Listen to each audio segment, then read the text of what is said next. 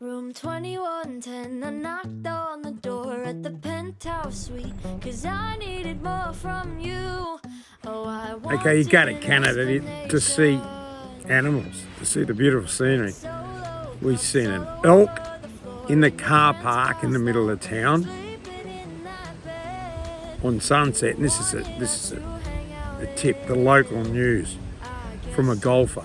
You go down to the golf course on sunset, and we've seen herds of deer. Yeah, the elk were in mating season, so they were calling to each other, and the males were strutting their stuff and trumpeting. It was quite fascinating. Okay, the golfer also told us that sometimes you'd be lucky enough to see bear, and that's in the middle of town. So that was good. The next day we got up and we did the typical tourist thing. We went to all the beautiful lakes. Lake Louise. Yes. And Moraine Lake. And Moraine Lake, the two big ones.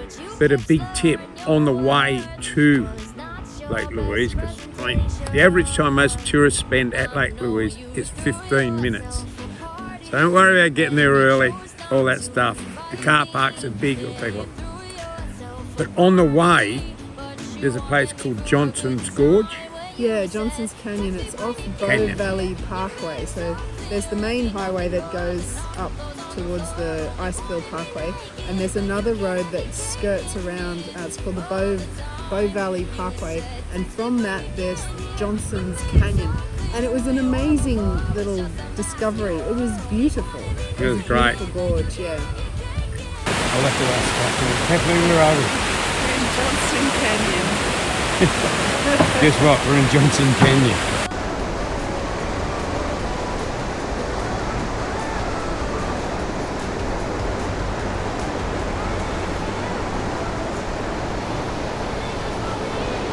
Another animal I forgot. We've seen a pack of wolves.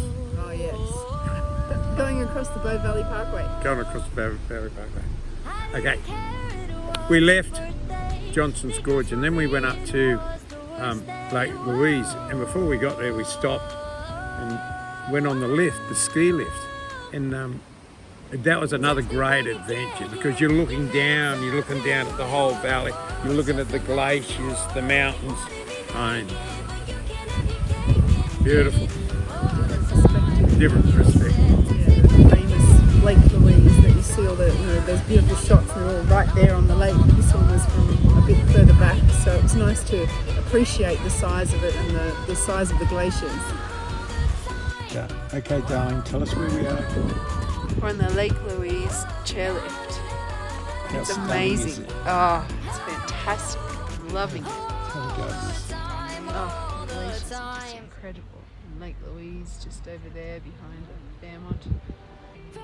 Beautiful. Then everybody wants that classic photo of rowing the canoe in Lake Louise, the red canoe, but it was like $100 for half an hour. So instead of that, we went into the Fairmont Hotel and had a really fancy little lunch for the same price. It was lovely. It was lovely. Great view, that beautiful picture view where you're sitting there and you've got out the windows, lake and the glacier. Yeah, fantastic. I have got the classic photo. Kathleen too. Okay, then we left there, and what often happens is that the next lake was Moraine Lake. The car park's closed. But because it was in the afternoon, it emptied out. As I said, the people only spend, tourists on average, 15 minutes. So by the time it got to about 4:30, the car parks were emptying out. They opened up the road and then we went straight in and seen.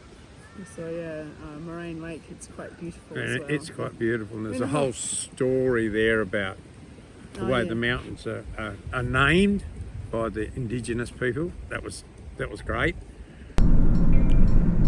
Okay, pretty soon the parking game will begin. Now, why is this called the Valley of the 10 Peaks?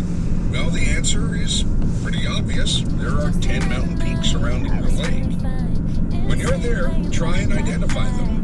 The The original names connected to the 10 peaks was kept from the Stoney Indians.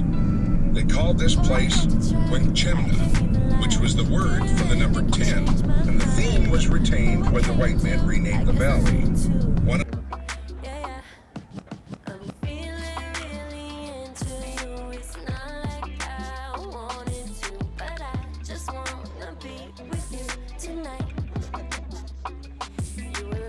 and then the next day, so they're all the lakes. The next day we did local. And local we went to Canmore, which seems to be where all the locals live from Banff, you know, the type of burbs where the supermarkets are and the reasonable price stuff is. If you get a flat tyre, that's where you go. We know that. Got a flat tyre. So at the moment, we're in the town of Canmore. It's a little town of about half an hour outside of Banff. I'd say little town. It's actually bigger than Banff. It's more of a residential type of area where you get your groceries at a reasonable price. And it's just stunning. Have a go at this. And from there we went up to one of the most beautiful little lakes. What's it called? Grassi Lakes. So it's a pair of lakes that are up in the hills. And it was a great walk up there too as well. We have a tip from our hostess at our bed and breakfast. Yeah. Beautiful scenic walk. How's this? I'm taking a photo of this and it looks just fantastic. And all of a sudden, Kathleen says to me, wow, check this out. And check it out. Look at this.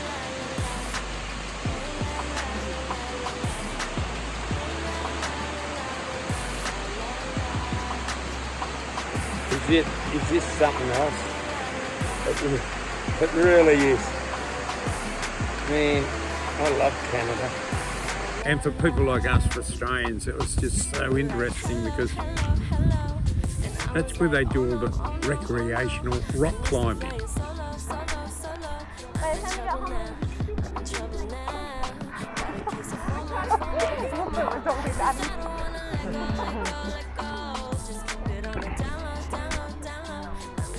So you're standing there and there's people scaling up sheer rock faces.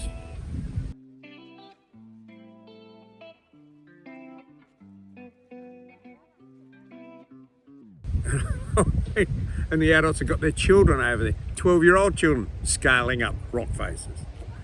Easy. Yeah. So it's, instead of going into Banff, you just turn right from here, and it's just like 10 minutes, right? And it's a loop, and there's usually animals there. The other place is...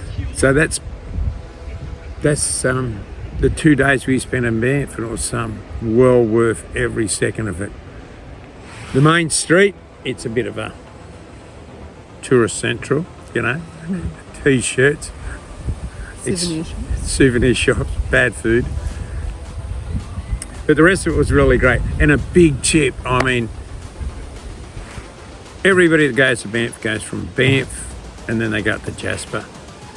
Buy yourself a little app. I think it's about, how much is the app? It's about $35 if you get the Banff, Jasper, Yoho, the whole Rocky Mountain guide for Gypsy Guide. The Gypsy Guide. Gypsy Guide app. It's well worth it. It's the best money we spent. You put it on your phone and it's a tourist guide in your car.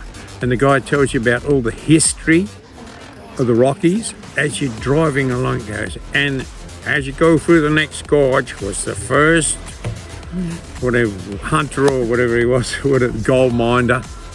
And it's just fantastic. It's well worth it. Estimated that it was probably about 8,000 years ago. As the glaciers retreated from this area, they literally undermined the nearby Mount Ishbel, the mountain peak I was pointing us towards before the road split. The result of Mount Ishbel's face collapsing was believed to be one of the largest landslides in all of North America. And now, as we plan to start driving the Icefields Parkway, or if we're going to now start exploring Yoho National Park, then we'll join onto the Trans-Canada Highway heading westbound. That means we'll go over the overpass and then turn left to feed onto the highway. For the Icefields Parkway, let's make sure we have at least a half tank of gas, or else we should fill up in Lake Louise. If we now plan to drive towards Banff, we have a couple of choices. Option one is to take the And that's all I've got to say about that. Well said. If you like this video, what do you do? Give us a thumbs up, subscribe, And we'll see you in the next one.